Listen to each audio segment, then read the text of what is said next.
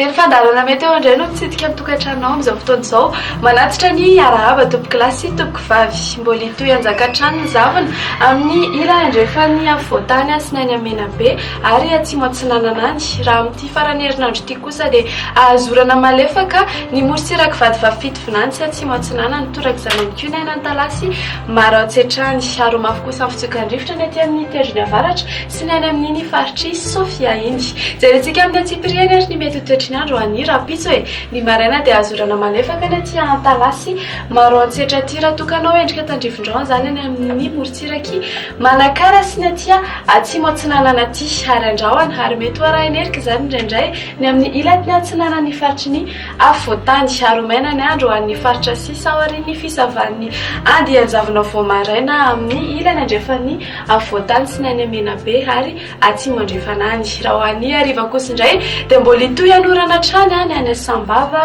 Talasy maro antsetra raha tokanao endrika tandrivon-drano zany ny any Manakara sy atsimo Atsinanana ho an'ny faritra sisa moa dia ho maina ny andro ny maripana voavinavina ho an'ny rapitso ny ambandritra dia 6 degré Celsius eo hitantsika aty Avakinankaratra raha toa ka 3 degré Celsius kosa ny ambondrindra hitantsika aty Antsohia Mahajanga sy ny aty Maevatanana aty ny ato amin'ny faritry ny Afoatany kosa dia manodidina ny 13 ka hatramin'ny 15 degré Celsius eo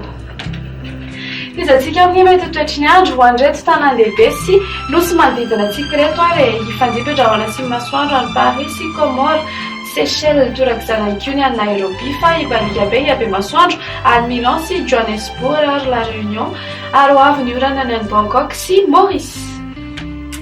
dia izay indray ary ny mamarana ny fotoanantsika akasitrahana fiainanao nanaraka ny fandaharana hatramin'ny farany veloma tompoko